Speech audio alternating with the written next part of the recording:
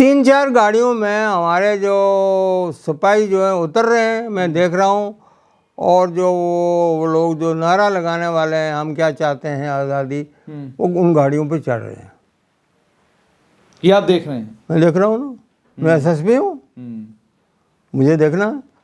और वो जो डीएसपी ने कोशिश की नीचे उतरो नीचे उतरो नीचे उतरो, उन लोगों को उन्होंने कहा नहीं उतरेंगे, हम गाड़ियों पर जाएंगे। तो डीएसपी घबरा गया, कोई और पुलिस वाले घबरा गए, तो वो मेरे पास आए। तो मैं थोड़ा डिस्टेंस में था इधर, तो उन्होंने सरूर लगाया मुझे। उन्होंने कहा इस तरह जनाब ये लोग जा रहे हैं और ये लोग हमारी गाड़ियों पर जाएंगे। मैंने कहा जाने दो ना यार। तो मेरा पहला रिएक्शन था कि जाने दो ना भाई। तो वो थोड़ा अचंभा रह गया। मैंने कहा क्या हो सकता है, ऑप्शन क्या है, हम गोली चलाएं? हमारे पास 1000 नफरी है, ये 10 लाख लोग हैं। तो 1000 नफरी, 1000 राउंड, 10 लाख राउंड तो नहीं पूरी होती। तो ऑप्शन क्या है हमारे पास कोई ऑप्शन। बहुत सारे लोग अलग अलग अल्फाज का इस्तेमाल करते हैं, फ़ख्र फलाना, फ़ख्र फलाना, लेकिन फ़ख्र रजौरी पुंछ अगर असल में कोई है तो मसूद चौधरी साहब। मसूद चौधरी साहब मेरे साथ हैं और पहले शुमारे में आपने इनके बचपन की वो तमाम बातें सुनी, वो तमाम अनमोल मोती आप तक पहुंचे, जो शायद किताब पढ़ने का जिसे मौका मिलेगा उसी को मालूम पड़ेगा कि मसूद चौधरी जो आज हैं, मसूद चौधरी आए कहाँ से। कोशिश करेंगे इस शुमारे में कि इनसे बातचीत करें कि कॉलेज के बाद का ज़माना कैसा था, मोहब्बत हुई या नहीं हुई, शादी का मामला कैसे बना और उसके बाद आगे ज़िंदगी किस तरीके से चली। चौधरी साहब मुझे बताएं कि बचपन तो आपका समझ में आ गया और ये भी पता चल गया कि आप कॉलेज पहुंच गए और उसके बाद आपकी सिफारिश हो गई कि जनाब को जो है डीएसपी लगाया जाए। क्या ये सिफारिश मानी गई या आपकी कहा गया कि भाई ये मुमकिन नहीं है? देखिए उसके बाद मैं लाग लिया गया ना, बीए किया हमने जम्मू से। जम्मू में हमारे जो 2-4 लोग पुंछ के थे सारे चले गए। उसमें मेरे क्लास फेलो हैं मीर मनीर, और भी हैं बहुत से, एक वहाँ के हैं, कठुआ के हैं, रजौरी के हैं। सफाई की बात अलग है, एक सिस्टम की बात है। ठीक। तो वो जो लोग थे जैसे मीर पुंछी थे, खुदा मग़फ़िरत करे उन्हें, और मुझे बड़ी उनकी इज़्ज़त रही और है भी। इकबाल, मिर्ज़ा इकबाल थे, और इस किस्म के मिर्ज़ा इकबाल के अलावा अज़ीज़ शाल साहब थे। तो ये गए और ये फ़ख्र महसूस करते थे कि पुंछ रजौरी का एक लड़का ला करके आया है, अगर ये डीएसपी बन जाएगा तो ये मुस्तहिक होगा और ये एक बिफिटिंग इसकी अपॉइंटमेंट होगी। ठीक। पहली बात तो ये। दूसरी बात यह है कि मिर्ज़ा शाल साहब का अपना लड़का जो है वो शायद इंस्पेक्टर भर्ती हुआ था। ठीक। तो ये जो पहाड़ी और गुजर का मामला है कि ये गुजर है तो नहीं लगना चाहिए, और ये पहाड़ी है, ये शायद उस वक्त जहन में लोगों के नहीं था। पढ़े लिखे लोग कम थे, जैसे आपने पहले कहा, सादगी थी, शराफत थी, लियाकत थी, ईमानदारी थी, नहीं पढ़ाई तो देखिए आप हैरान होंगे कि पुंछ रजौरी में तो कॉलेज बना जाके कहीं 70 में। पुंछ के में जो मैट्रिक का जो हमारे ज़माने में आधी रजौरी जो है वो जाके जम्मू में इम्तिहान देती थी मैट्रिक का, और आधे जो है वो पुंछ में इम्तिहान देते थे। तो ये जो आज तालीम का जो एक समझिए एक भुछाड़ आई है, भुछाड़ में इसलिए कह रहे होंगे क्वालिटेटिव, इसमें ज़रा क्वालिटेटिवली इतना वो नहीं है। आप कह रहे हैं मयारी मामला अब कम है, मयारी उस्ताद कोई नहीं मिलेगा आपको। तो ये नहीं है। लेकिन आप जो है देखिए, आप जैसे मैं कह रहा हूँ कि पुंछ डिस्ट्रिक्ट में there must be about 50 higher secondary school. मेरे गांव में 2 हायर सेकेंडरी स्कूल है। अब मैं जावेद से कह रहा था कि भाई तीसरा भी होना चाहिए। तो ये जो आ गया, लेकिन इससे जो वो जो मयार का मामला है वो ज़ाहिर है कि कम हो गया उसमें, ये नंबर एक बात। और उस वक्त ये नहीं था मयार का मामला कि साहब तालीमी जो है वो मयारी होनी चाहिए। फिर जब मैं वाइस चांसलर हो गया तो मैंने कहा कि पुंछ रजौरी से कोई ऐसा बच्चा निकले जिसको मैं लेक्चरर लगाऊं यूनिवर्सिटी में। तो पूरे सर्वे किया मैंने पूरे भारत का, तो मुझे लगा कि अलीगढ़ में कोई 2-3 ऐसे लोग हैं जो यूनिवर्सिटी लेवल में लेक्चरर हैं। बस 2, वो भी शायद इस वजह से कि वो खुद ही नहीं आए। मैंने कोशिश की थी उनको लाने के लिए, तो वो खुद ही नहीं आना चाहते थे यहाँ पे, क्योंकि उनके भाई भी था और दोनों भाई थे वो। मसूद साहब इस पे आऊँगा। अब थोड़ा सा ये, आप डीएसपी अब लग गए या उसके बाद भी यूं हुआ कि नहीं आपको किसी इम्तिहान के कोई इम्तिहान देना पड़ा? डीएसपी लगने के बाद पहली पोस्टिंग कहाँ हुई आपकी? देखिए उस वक्त पहली बात तो यही कि सवारिश का ज़माना नहीं था ऐसे, और हमारी सवारिश करता भी कौन, वो एक अलग मामला। जाहिर है कि भाई कोई आदमी की इसकी बात पहुंचाए, ये नहीं कि वो बात पहुंचाने के बगैर काम नहीं होगा। और जब ये हमारे लीडर जो हैं ये सादिक साहब के पास गए उस ज़माने में, जब मेरी सिफारिश की इन्होंने, तो ये मोहब्बत से की। ये चाहते थे कि ये एक लड़का है, हालांकि मीर पुंछी का भतीजा खुद LLB था, मेरे क्लास फेलो था मेरा, अब उसकी सिफारिश तो की नहीं इसने, नहीं की। आई डोंट नो क्यों नहीं की, वो तो खैर वजह बाद में मालूम करनी पड़ेगी। तो एक वो जो कंसेप्ट मैं पहले ये दूर करना चाहता हूँ कि ये वो नहीं था उस ज़माने में कि साहब ये क्योंकि फलां कम्युनिटी से है, कम्युनिटी का मसला नहीं था। अच्छा मुझे थोड़ा सा बताएं, डीएसपी बनने के बाद पहली पोस्टिंग कहाँ हुई? देखिए सबसे पहली बार तो मुझे अंडर ट्रेनिंग जम्मू में लगा दिया उन्होंने, और जम्मू में जो ट्रेनिंग पे लगता है वो समझिए आपके वो घराट में पिसने के लिए लगता है। ठीक। तो यहाँ मिस्टर सबरवाल जो यहाँ डीजी रहे, वो फिर हमारे डीजी रहे, वो एसएसपी थे, और वो फिर एसएसपी जम्मू रहे, और आईजी रहे और डीजी रहे, तो वही हैड लॉन्ग एसोसिएशन। तो सबरवाल साहब हर दूसरे तीसरे साल आपने जितने भी ख़ास उनके अफसर हैं उनको बुलाते हैं कभी वहाँ श्रीनगर में किसी बड़े होटल पे, और उनको 2-3 दिन खाना खिलाते हैं। तो मैं मजाक से कहता हूँ कि जो पानी भी पिया आपने यहाँ पे उसके भी पैसे दीजिए यहाँ पे। तो फिर उसने एक किताबचा भेजा पिछले दिनों में यहाँ पे हमें, वो जो तस्वीरें ली उन्होंने उस ज़माने की। तो वो एक तरीका था सीनियर अफसर का और जूनियर अफसर का। अच्छा, लेकिन आप बता रहे थे कि आप डीएसपी जम्मू लग गए और आपने ज्वाइन किया। मैंने as a DSP probationer join किया जम्मू में। ठीक। एसएसपी कौन थे आपके?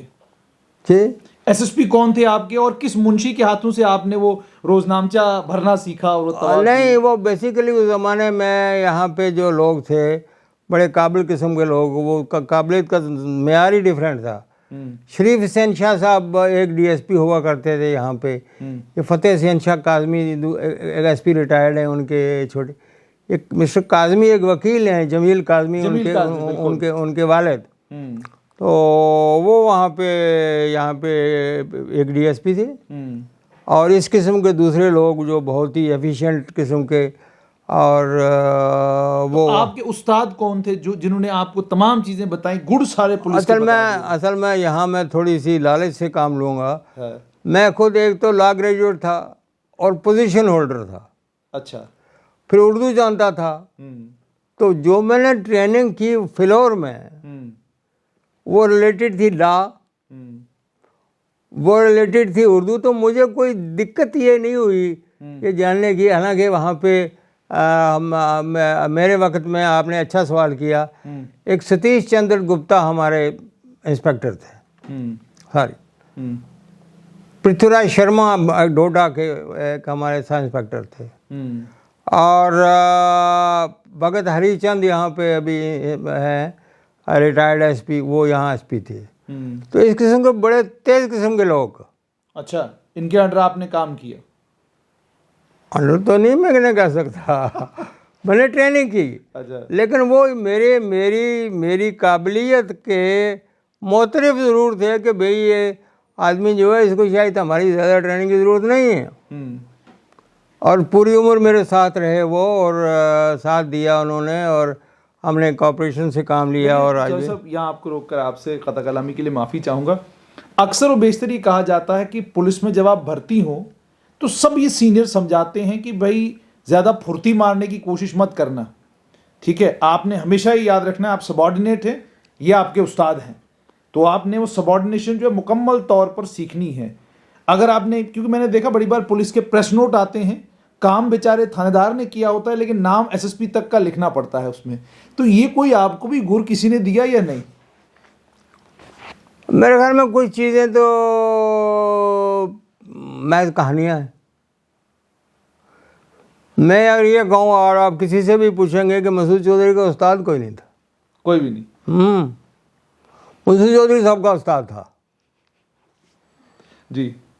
कि आपको अगर जम्मू कश्मीर में आप 10 अफसरों से पूछेंगे कि भाई आप 10 से 10 अफसरों का नाम लें जम्मू प्रोविंस में जो आप समझते हैं कि अच्छे पुलिस अफसर थे, तो एक आध कोई मेरा नाम भी लेगा उसमें। तो ये कुछ मामले कुदरती होते हैं कि भाई एक आदमी जो है वो शायद आप समझते हैं कि एफिशिएंट है, वो डिलीवर कर सकता है वो का। मैं सबसे ज़्यादा टेन्योर तो मेरा जम्मू सिटी में रहा, जहाँ आपके 6 एसपी हैं।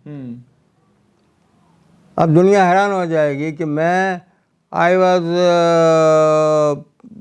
Community belonging to different class, कि मैं यहाँ आया, मैं पहले तो डीएसपी प्रोबेशनर रहा, उसके बाद मुझे उन्होंने यहाँ पे लगा दिया, डीएसपी लगा दिया, फिर मैं डीएसपी सिटी रहा। उस ज़माने में डीएसपी सिटी एक बड़ी ज़बरदस्त पोस्ट होती थी, और एक ज़माने में नारा लग रहा था शेख साहब हाय हाय, डीएसपी सिटी हाय हाय, कि या तो शेख अब्दुल्ला यहाँ पे या डीएसपी सिटी है यहाँ पे। तो ये तो पुलिस के बारे में मुख्तलिफ कहानियाँ थीं, क्योंकि उस ज़माने में कहानियाँ बनाने के लिए कोई और तबका नहीं था। अब आप मौजूद हैं, अब कहानियाँ हम लोग बनाते हैं। अब कहानियाँ बनती हैं। अब ऐसा सिलसिला नहीं था कहानियाँ बनने का, तो लिहाजा ये नहीं था। और अगर मैं ये कहूँ, अब मुझे अब कहना चाहिए, और मेरे अलावा कौन कहेगा, कि मसूद चौधरी को हमेशा डीएसपी से लेकर एडीजी तक लोगों ने ये हमेशा ये कहा कि ये एक एफिशिएंट ऑफिसर है, तेज़ आदमी है, और शरीफ आदमी भी है।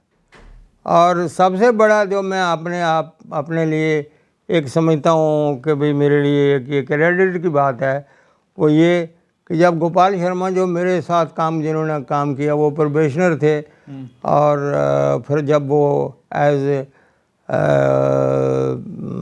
डीजीपी रिटायर हुए तो जो उन्होंने तारीफ़ की मेरी, उसके अलावा जब Rajendra was my probationer when I was SSP Jammu.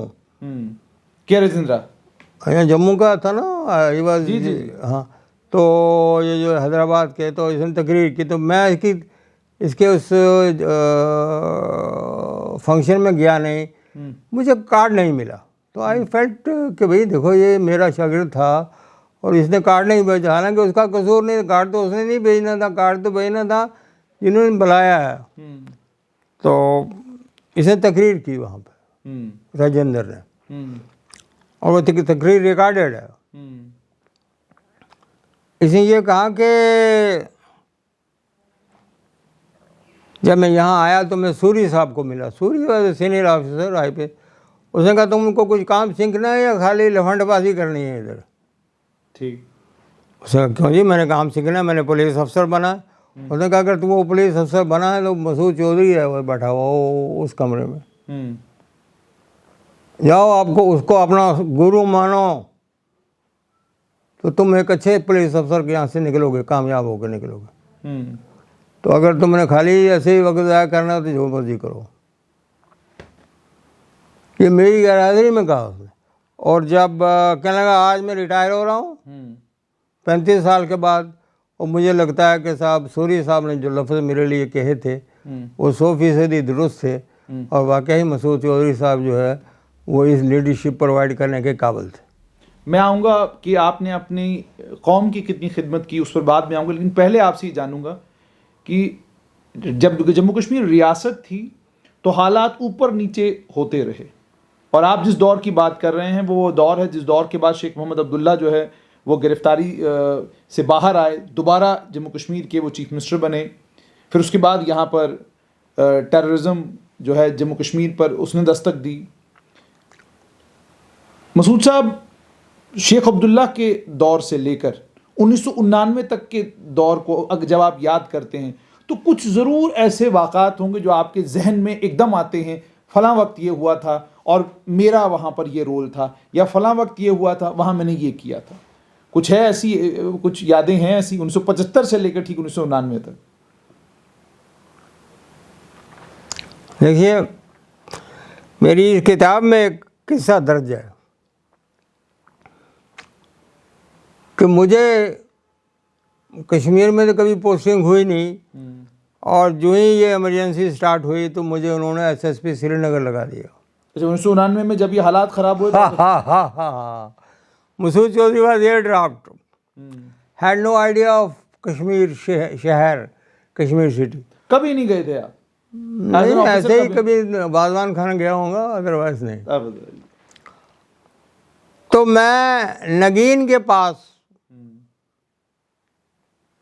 के पास खड़ा हूँ, और वहाँ से वो सारी कानवाई, वो सारे जुलूस के लोग जो जुलूस में जा रहे हैं, जुलूस लेके 10 लाख का जुलूस लेके खानका को, क्या नाम था खानका का वो जो तो गए थे, ये जो तरार शरीफ? हाँ, तरार शरीफ। अब मैं इधर खड़ा हूँ इस तरफ, वो उधर से उधर निकल रहे हैं।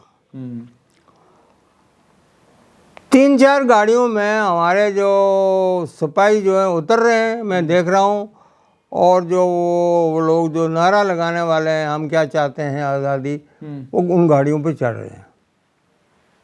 ये आप देख रहे हैं? मैं देख रहा हूँ ना, मैं एसएसपी हूँ, मुझे देखना है। और वो जो डीएसपी ने कोशिश की नीचे उतरो नीचे उतरो नीचे उतरो, उन लोगों को उन्होंने कहा नहीं उतरेंगे, हम गाड़ियों पर जाएंगे। तो डीएसपी घबरा गया, कोई और पुलिस वाले घबरा गए, तो वो मेरे पास आए, तो मैं थोड़ा डिस्टेंस में था इधर। तो उन्होंने सरूर लगाया मुझे, उन्होंने कहा इस तरह जनाब ये लोग जा रहे हैं और ये लोग हमारी गाड़ियों पर जाएंगे। मैंने कहा जाने दो ना यार। तो मेरा पहला रिएक्शन था कि जाने दो ना भाई। तो वो थोड़ा अचंभा रह गया। मैंने कहा क्या हो सकता है, ऑप्शन क्या है, हम गोली चलाएं? हमारे पास 1000 नफरी है, ये 10 लाख लोग हैं, तो 1000 नफरी 1000 रौंद 10 लाख रौंद तो नहीं पूरी होती, तो ऑप्शन क्या है हमारे पास कोई ऑप्शन। वो अचंभा हो गया। फिर मेरे साथ असलम कुरैशी जो ये जम्मू के ये पता नहीं क्यों खड़े थे, ये भी खड़े थे वहाँ पर, ये ना ये विटनेस हुए। मैंने कहा अच्छा मैं कुछ बात करता हूँ। मैं वहाँ से उतरा, इनको साथ लिया मैंने कहा आप साथ आओ मेरे। मैंने कहा देखो भाई जुलूस वाले, आप मेरी गाड़ियों पर जाना चाहते हो? मैंने कहा इससे बेहतर मौका मुझे क्या मिलेगा। मैंने कहा जितने रास्ते में लोग हैं वो ये समझेंगे कि आप हमारे आदमी हैं और हमने आपको स्पॉन्सर किया हुआ, आप चराशरीफ जाना चाहते हैं और आप मिलिट्री के और पुलिस के जासूस हैं। अगर आपको जासूस बनना है तो ज़रूर जाइए, नहीं बनना तो उतर जाइए। ठीक।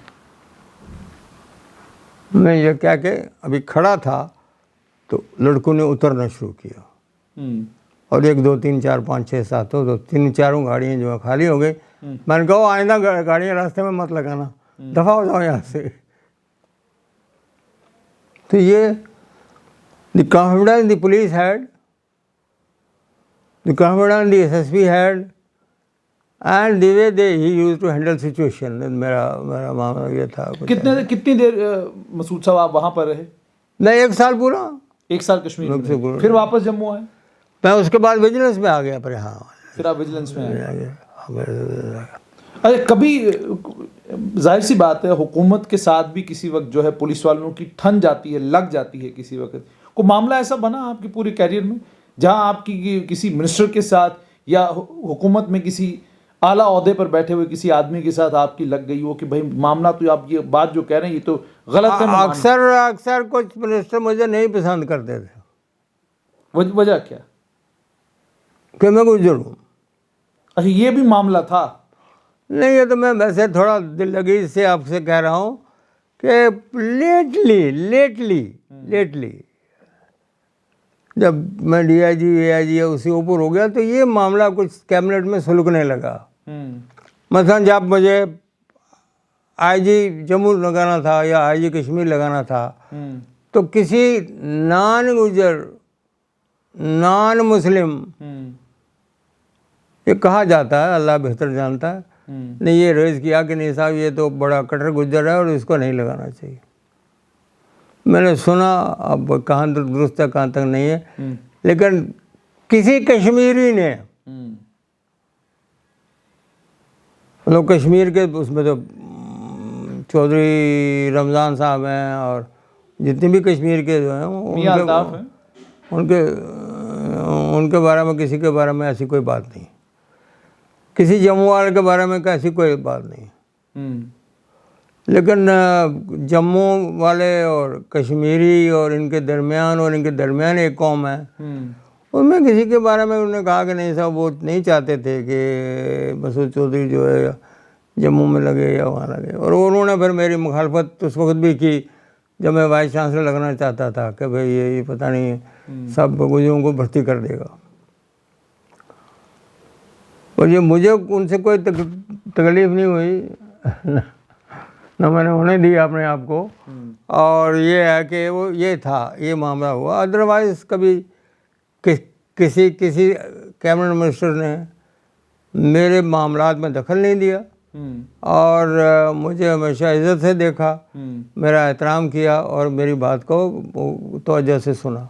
कोई ऐसा ऑफिसर जो मसूद साहब आपके जहन में आता हो जिसको आपने तैयार किया हो और आज आपको फ़ख्र होता हो कि इस अफसर को मैंने बनाया और बिल्कुल जिस तरीके से मैंने इसको तालीम दी थी, जिस तरीके से मैंने इसको काम सिखाया, बिल्कुल उसके आन मुताबिक ये अफसर उतरा?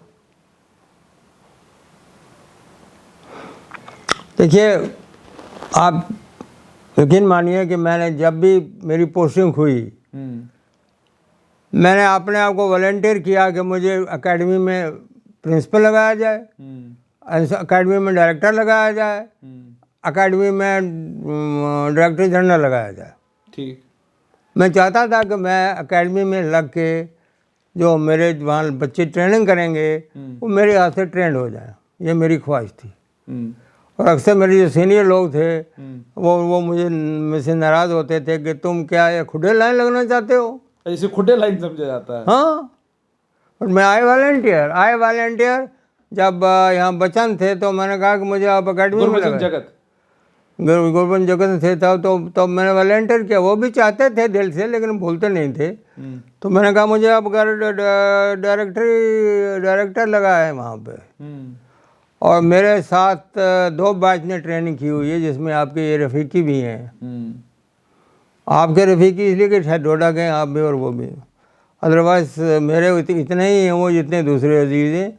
इन सब से आप पूछिए, इनकी नींदें हराम कर दी मैंने, इनकी रातें हराम कर दी मैंने, इसलिए कि ये जब बाहर जाएं तो कोई इनको ये ना कहे कि तो कहे कड़े उस्ताद को सीख के आए हो। I am sure, I am proud of it. ये लड़के जितने भी हैं अभी वो कश्मीर में हैं, जैसे वो लड़का वो भद्रवा का ही है SSP लगा हुआ, हसीब मुगल। हाँ, आप उसे पूछिए कि कैसा उस्ताद था वो। So we try to do our best. मेरे ज़हन में मेरा उस्ताद था, अब उसका मुकाबला तो नहीं मैं कर सकता जो मेरा उस्ताद था, लेकिन मैंने कोशिश की कि मैंने इन बच्चों को अच्छी ट्रेनिंग दी जाए और मैं ये फ़ख्र से कह सकता हूँ, जितने लोगों ने मेरे तहत ट्रेनिंग की वो सब के सब अच्छे अफसर निकले हैं। और मतलब मेजॉरिटी ऑफ देम, जैसे about 90% are treated to be good officers. Masood साहब, आप दूसरी तरफ आऊँगा। एक पहाड़ी सिलसिले में एक यूनिवर्सिटी का क़याम करना और एक ऐसे इलाके में यूनिवर्सिटी का क़याम करना जो इलाका गुज्जर पहाड़ी के बीच में टूटा हुआ था, कितना मुश्किल काम था। और जब ये काम एक पुलिस वाले के ज़िम्मे किया गया तो ये और ज़्यादा कितना मुश्किल काम हो गया। फिर ये इस काम को आपने सर अंजाम कैसे दिया? आप यकीन करेंगे कि अगर आप आज लिस्ट बनवाना चाहें तो जो लिस्ट बनेगी उसमें पहाड़ी लोग जो हैं मेरे ज़्यादा दोस्त हैं। मैंने अपने काम के सिलसिले में ना तो कभी समझा कि ये पहाड़ी है और ना समझा कि ये हिंदू है और ना ये समझा कि ये गुज्जर है। अगर आप काम अच्छा करते हैं तो आप मेरी नज़रों में फिट हैं, अगर नहीं करते तो you get lost. That was my पैमाना और इसी पे मैंने काम किया। और वो सब लोग जो खाम में पहाड़ीज़म को या गुजरिज़म को एक्सप्लॉइट करते थे उनको मैंने भटकने नहीं दिया। लेकिन पहाड़ों में यूनिवर्सिटी बनाना तो मुश्किल काम था। लेकिन बात ये है कि मुझे यूनिवर्सिटी मैं आपको ये बताऊं, मैं गलत था, मेरे कंसेप्ट गलत थे, लेकिन मुझे वही कंसेप्ट पूरे करने थे। मसला ये कि मैं ये समझता था कि यहाँ पे वो यूनिवर्सिटी बनेगी जो सर सैयद मौलाना आज़ाद और डॉक्टर ज़ाकिर हुसैन और ये उन लोगों के नक्शे कदम पे होगी। ये ऐसी यूनिवर्सिटी होनी चाहिए जो बिला इम्तियाज़ मज़हब व मिलत एक ऐसा अदारा बने जो हिंदुओं के लिए भी हो। मैंने हिंदुओं के लिए रिजर्वेशन कर दी वहाँ पे, तो सब लोग करते रहे। मैंने कहा जाओ जहन्नम में। तो मैंने सुना नहीं। उसकी एक वजह ये थी कि मुफ्ती साहब का पूरा हाथ मुझ पे था। जो भी चीफ मिनिस्टर वहाँ रहा, फर्ज किया उससे बड़े उमर साहब थे और आज़ाद साहब थे, तो वो जो मैंने किया उनको ना दूसरा कर दिया। तो मुझे चाहिए, तो मुझे क्या करना है इनको पहाड़ियों को, इन गुजरों को बेकार किस्म के कि मेरे लड़के को चपरासी लगाओ, मेरे लड़के को क्लर्क लगाओ, मेरे लड़के, इनकी दौड़ इतनी थी। मैंने कहा ये क्लर्क लगाया नहीं लगाया कि मामला बनता नहीं है, मुझे यूनिवर्सिटी बनानी है। आज मैं आपको ये कह रहा हूँ अल्लाह के फजल व करम से, ज़ाहिर है कि फजल व करम तो अल्लाह का ही रहा, कि मेरे किसी काम को किसी भी ऑफिसर ने, जो ऑफिसर इन द सेक्रेटरीट और चीफ मिनिस्टर ने और चीफ सेक्रेटरीट के जो लोग थे उनने ये नहीं कहा कि ये गलत काम किया है। और आज वो सब पहाड़ी और वो सब आपके गुजर दोस्त जो हैं वो ये कहते हैं कि अगर किसी ने यूनिवर्सिटी बनानी थी तो उसके लिए महज मसूद चौधरी फिट था, तो ये यूनिवर्सिटी बना गया।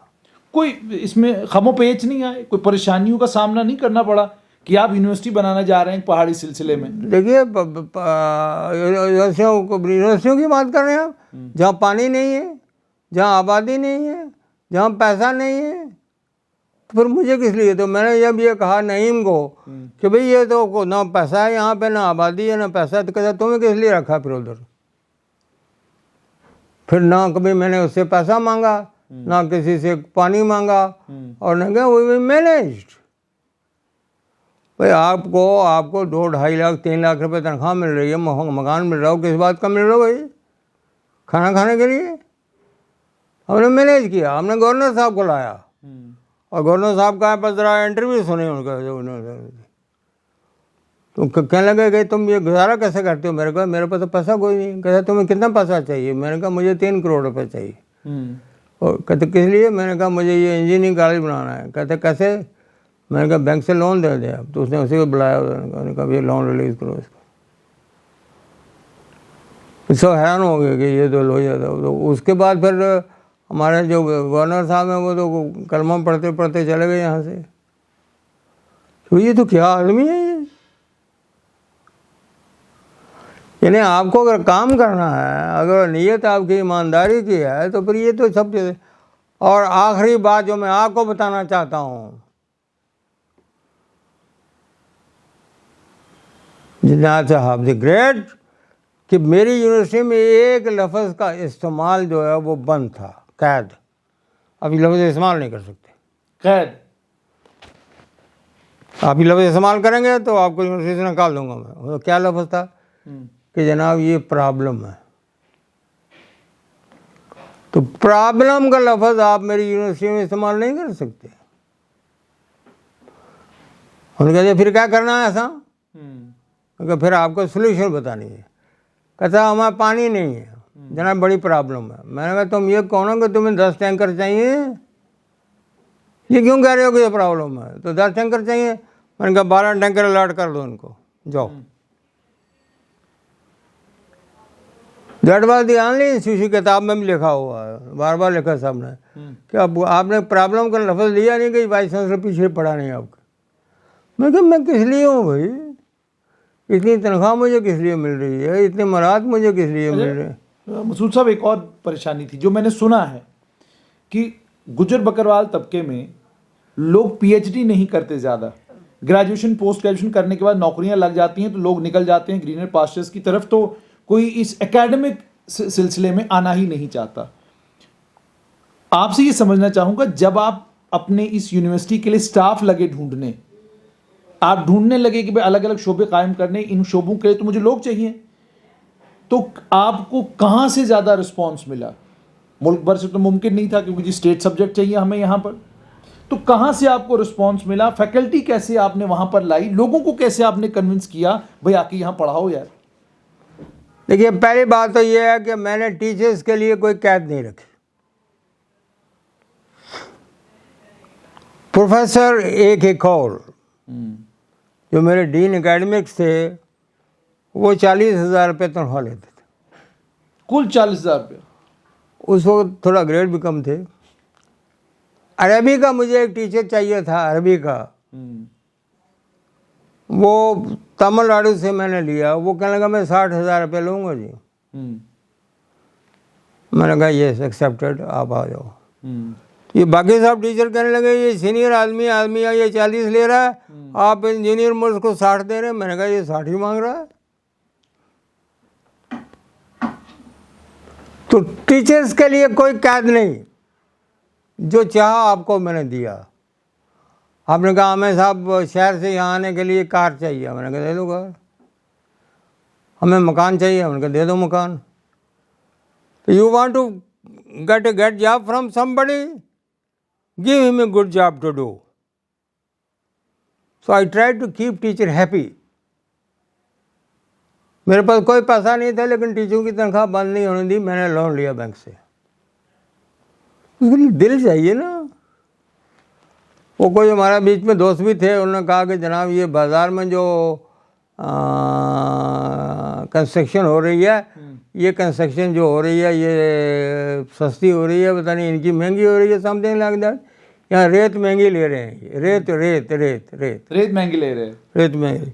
मैंने कहा रेत का जो महंगे का पैसा है वो जो सस्ती जो मैं ले रहा हूँ ना उसमें काट देना, जाओ दफा हो जाओ यहाँ से। तो विजिलेंस को मैंने घुसने नहीं दिया वहाँ पे। मैंने कहा आपको कोई काम नहीं है यहाँ पे, ये यूनिवर्सिटी में विजिलेंस का कोई काम नहीं। टीचर्स का आप काम करेंगे। एक टीचर का आई फाउंड, उन्होंने कहा जनाब मैं से इससे ज़्यादा नहीं पढ़ा सकता। मैंने कहा आप घर जाइए, शाम को घर को उसको चिट्ठी पहुँची कि आप तशरीफ ले जाएँ, आप घर चले जाएँ, छुट्टी करें। हाँ छुट्टी ले लें। मतलब मेरा मतलब ये था कि आई न्यू कि जो पहाड़ी का मामला है ये सिर्फ उस हद तक है कि अगर आपके लड़के को नौकरी दे दी जाए तो पहाड़ी का कोई मामला नहीं। वो मैंने देनी नहीं है मेरिट के बगैर। जो मेरिट वाला है वो ऑलरेडी लगा हुआ। भाई आपकी भतीजी जो है वो 85% पे तो लगी हुई है। ठीक। आपका भांजा जो है वो 65% पे लगना चाहता हूँ वो तो मैं लगाऊंगा नहीं ना। तो मेरा कहने का मतलब यह है कि वो पहाड़ी का मेरे मामले में इसलिए था कि मैं ज़रा वोकल था, मैं वोकल था। ये बाकी गुजर जो है शायद नहीं डरते होंगे, या फंस के मैं गुजर आ गया तो मैं उससे गोजरी में बात करूँगा, भाई इसे कौन सी परेशानी है। जब मैं गुलाम नबी आज़ाद से गोजरी में बात कर सकता हूँ, जब वो अंडरस्टैंड करता है, वो बोलता है, तो तुम किस बात के मूली हो। सही बात करने में क्या है भाई, ये भी एक ज़ुबान है, वो भी एक ज़ुबान है। वो छोटी बातें थी, वो ख़त्म हो गई। अब वो बात शायद, अब आप रजौरी में जाएंगे, मैं कभी गया नहीं और उनसे मिला नहीं, मेरे दोस्तों से, लेकिन अब वो उतना गिला नहीं करते मुझसे। वो कहते उसका एक टास्क था, एक अच्छी यूनिवर्सिटी बनाए, वो बना गया। वो उसने कोई मिस यूज़ नहीं किया, कोई अथॉरिटी मिस यूज़ नहीं की, कोई तरीका मिस यूज़ नहीं किया, कोई अपने आप का कोई करप्शन में इन्वॉल्व नहीं किया। तो मेरे बाद तो करप्शन के मामले चले, फिर क्या चला, फिर क्या चला, फिर क्या चला। मसूद साहब, एक और आपका पहाड़ी गुजरे को रह गया या अभी वो चल रहा है? नहीं, वो खत्म हो गया।